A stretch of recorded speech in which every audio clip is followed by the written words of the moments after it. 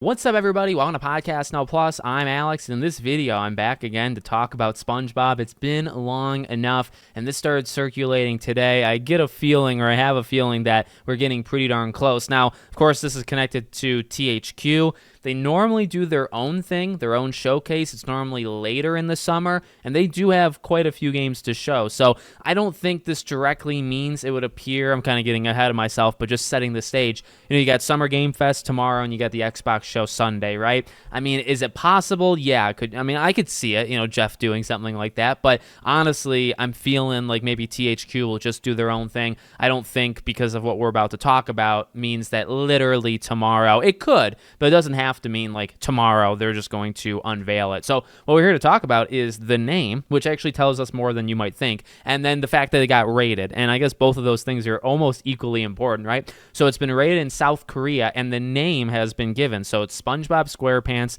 Titans of the Tide. Now, just taking a second to focus on the name, new name. Now, you don't even have to I'm not here necessarily to break down the title and its meaning. What I am here to do, though, is when we first got the announcement of this game, it was pretty split on if it was actually going to be a brand new game or a remake, right? So, I mean, that's, we don't know the genre, and I guess that's something we can talk about in a second here, but you can definitively say, okay, it's not, I mean, I would have taken a remake. I like plenty of the SpongeBob games. I think some of them do deserve remakes, like Battle for Bikini Bottom, although that's probably the best one. But you can definitively say, okay, this is probably like Cosmic Shake, right? This is also most likely, we don't know for sure, it's the same developers that did Battle for Bikini Bottom Rehydrated and then Cosmic Shake. As for the type of game, I mean, again, we don't really know that one. I'm for like iterating. I mean, you could do a different genre if you want. For me, like, I like Cosmic Shake. I think in terms of its structure, it was a very safe game, right? This is a game that iterated almost nothing in terms of really pushing it, right? Iterated very little